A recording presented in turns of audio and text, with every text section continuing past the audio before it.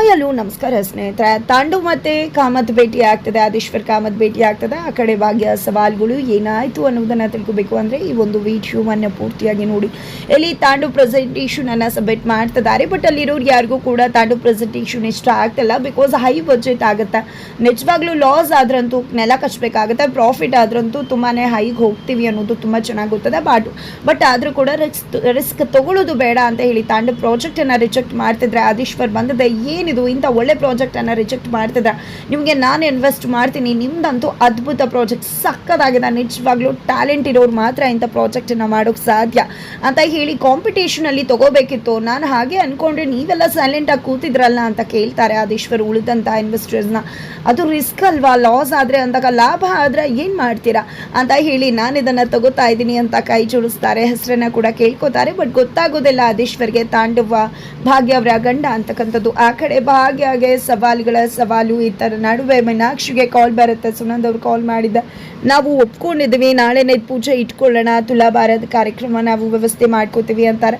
ಇದರಿಂದಾಗಿ ಕನಕ ಸೋತೋದ್ವಲ್ಲ ಅತ್ತೆ ಅಂತ ಹೇಳಿದಾಗ, ಖಂಡಿತ ಇಲ್ಲ, ಮದುವೆ ಆಗೋ ತನಕ ಎಷ್ಟೆಲ್ಲ ಕಾಟ ಕೊಡ್ತೀರಿ ನೋಡ್ತಾರೆ, ಖಂಡಿತ ಅವಳಿಂದ ಸಾಧ್ಯ ಆಗೋದಿಲ್ಲ ಮದುವೆ ನಡೆಸೋಕೆ, ಅವಳೇ ಮದುವೆ ನಿಲ್ಲಿಸ್ತಾಳೆ ಅಂತ ಮೀನಾಕ್ಷಿ ಹೇಳ್ತಾರೆ. ಇಂಥ ಕಡೆ ಪಂಚಲೋಹ ತರುವುದಕ್ಕೆ ಅಂತ ಹೇಳಿ ಪೂಜಾ ಸುಂದರಿ ಹೋಗಿದ್ದಾರೆ. ಬಟ್ ಪೂಜೆಗೆ ಮನಸ್ಸೇ ಇಲ್ಲ ಅದನ್ನು ತರೋದಕ್ಕೆ, ಯಾಕಂದರೆ ಅಕ್ಕಂಗೆ ತುಂಬ ಕಷ್ಟ ಆಗುತ್ತೆ ಅಂತ. ಬಟ್ ಸುಂದರಿ ಅವರು ಸಮಾಧಾನ ಮಾಡ್ಕೊ ಅಂತಿದ್ದಾರೆ. ಅಷ್ಟರಲ್ಲಿ ಕನಿಕಾ ಅಣ್ಣ ಅಂದರೆ ಕಿಶನ್ ಕಾಲ್ ಮಾಡ್ತಾರೆ ಪೂಜಾಗೆ. ಕಾಲ್ ಮಾಡಿದ ಮಾತಾಡೋಕ್ಕೆ ಶುರು ಮಾಡಿದ್ರೆ ಪೂಜಾ ತುಂಬ ಬೇಜಾರಲ್ಲಿರ್ತಾರೆ. ಯಾಕೆ ಏನು ಅಂದಾಗ, ನಿಮ್ಮ ತಂಗಿ ಮತ್ತು ನಿಮ್ಮ ಅತ್ತೆಯಿಂದ ಅವ್ರ ಮನೆಗೆ ಬಂದು ಈ ರೀತಿ ತುಲಾಭಾರ ಮಾಡಿಸ್ಬೇಕು ಅಂತ ಹೇಳಿದರು ಅಂದಾಗ ಯಾಕೆ ಒಪ್ಕೊಂಡ್ರು ಅವರು ಭಾಗ್ಯಕ್ಕ ಅಂತ ಕೇಳ್ತಿದ್ದಾರೆ. ಇನ್ನೇನು ಮಾಡ್ತಾಳೆ ಅಕ್ಕ, ನನ್ನ ಖುಷಿಗೋಸ್ಕರ ನಂಗೆ ಒಳ್ಳೇದಾಗಲಿ ಅಂತ ಒಪ್ಕೋತಾಳೆ ಅಂತ ಹೇಳ್ತಾರೆ. ನಂತರ ಹೋಗಿದ್ದೆ ತಂಗಿ ಮತ್ತು ಅತ್ತೆ ಹತ್ರ ಕೇಳ್ತಾರೆ, ಯಾಕೆ ಈ ರೀತಿ ಮಾಡಿದ್ರಿ ಅಂತ. ಏನು ಇದ್ರಲ್ಲ, ಏನು ಮಾತಾಡ್ತಿದ್ಯಾ, ಒಳ್ಳೇದಕ್ಕೋಸ್ಕರನೇ ಮಾಡ್ತಿರೋದು, ನಾವೇನು ಚಿನ್ನ ಮಾಡಿ ಅಂತ ಹೇಳಿಲ್ಲ, ಅವ್ರಿಗಾಗಲ್ಲ ಅಂತಾನೆ ಪಂಚಲೋಹದಲ್ಲಿ ಹೇಳಿದ್ದೀವಿ, ಇದು ಆಗಲೇಬೇಕು ಅಂತಾರೆ.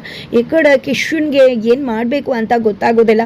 ನಂತರ ಭಾಗ್ಯಕ್ಕೆ ಕಾಲ್ ಮಾಡಿದೆ, ಯಾಕೆ ನೀವು ಅದನ್ನು ಒಪ್ಕೊಂಡ್ರಿ ತುಲಾಭಾರಕ್ಕೆ ಅಂತ ಕೇಳ್ತಿದ್ದಾರೆ. ಅಳಿಯಂದ್ರೆ ನೀವೇನು ಯೋಚನೆ ಮಾಡಿಬಿಡಿ, ನಾಳೆ ಪೂಜೆಗೆ ಬಂದುಬಿಡಿ ಅಷ್ಟೇ, ನಾವು ರೆಡಿ ಮಾಡ್ಕೋತೀವಿ ಅಂತಿರ್ತಾರೆ. ಇತ್ತ ಕಡೆ ಮೀನಾಕ್ಷಿ ಅವರು ಕಾಲ್ ತೊಗೊಂಡಿದ್ದೆ. ನೋಡು ಭಾಗ್ಯ, ಏನು ಅನ್ಕೊಂಡಿದ್ಯಾ ನೀನು, ನಿಮ್ಮಿಂದ ಆಗಲಿಲ್ಲ ಅಂದರೆ ಪರವಾಗಿಲ್ಲ, ನಾವೇ ಮಾಡ್ತೀವಿ, ಇದನ್ನು ಹೆಣ್ಣನ ಮನೆಯವರೇ ಮಾಡಬೇಕು, ಆಮೇಲೆ ತೊಂದರೆ ಆದರೆ ನಾವೇನು ಮಾಡೋಕ್ಕಾಗೋದಿಲ್ಲ ಅಂದಾಗ ನಾವು ಎಲ್ಲ ವ್ಯವಸ್ಥೆ ಮಾಡ್ತೀವಿ ಅಂತ ಭಾಗ್ಯ ಹೇಳ್ತಾರೆ. ಬಟ್ ಅಲ್ಲಿ ಪೂಜಾ ಮತ್ತೆ ಸುಂದರಿ ಹೋಗಿದ್ದೆ. ಈ ಕಡೆ ಪಂಚಲೋಹದ ಪಾತ್ರೆಗಳನ್ನು ತರೋದ್ರ ಬದಲು ಅದರಲ್ಲಿ ಅರ್ಧ ಪಂಚಲೋಹ ಇನ್ನರ್ಧ ಹಳೆ ಸಾಮಾನಿಗೆ ಆ ಒಂದು ಪಂಚಲೋಹದ ಬಣ್ಣವನ್ನು ಹೊಡಿಸೋದ್ರ ಮುಖಾಂತರ ಇಲ್ಲಿ ಮೀನಾಕ್ಷಿ ಮತ್ತು ಕನಿಕಾಗೆ ಚಳ್ಳೆ ಹಣ್ಣು ತಿನ್ನಿಸ್ಬೇಕು, ಅವರು ಬೇಕು ಅಂತ ಮಾಡ್ತಿದ್ದಾರೆ ಅಂತ ಸುಂದರಿ ಹೇಳ್ತಾರೆ. ಅದಕ್ಕೆ ಪೂಜಾ ಪ್ರಾರಂಭದಲ್ಲಿ ಒಪ್ಕೊಳ್ಳಿದೆ ಇದ್ರೂ ಕೂಡ ಅಕ್ಕನ ಕಷ್ಟಕ್ಕೋಸ್ಕರ ಒಪ್ಕೋಬೇಕಾಗುತ್ತೆ. ಭಾಗ್ಯ ಎಂದೇ ಇಂಥದ್ದೊಂದು ನಡೀತದೆ ಅಂತ ಭಾಗ್ಯ ಗೊತ್ತಿಲ್ಲ. ಹಾಗಿದ್ರೆ ಭಾಗ್ಯಗೆ ಅವಮಾನ ಆಗೋ ಚಾನ್ಸಸ್ ಇದೆ. ಆ ಕಡೆ ತಾಂಡವ ಕೈ ಜೋಡಿಸಿದೆ. ಇಲ್ಲಿ ಭಾಗ್ಯನ ಮುಳುಗ್ಸೋಕೆ ಮುಂದಾಗ್ತಾರೆ ಆದೇಶ್ವರ್ ತಾಂಡವ್ ಒಟ್ಟೊಟ್ಟಿಗೆ. ಹಾಗಿದ್ರೆ ಮದುವೆ ನಡೆಯುತ್ತಾ ಇಲ್ವಾ, ಭಾಗ್ಯ ಗೆಲ್ತಾರ ಇಲ್ವಾ, ಏನಾಗುತ್ತೆ ತಿಳ್ಕೋಬೇಕು ಅಂದರೆ ಮುಂದಿನ ವಿಡಿಯೋಗೆ ವೇಟ್ ಮಾಡೋದ್ರ ಮರಿಬೇಡಿ.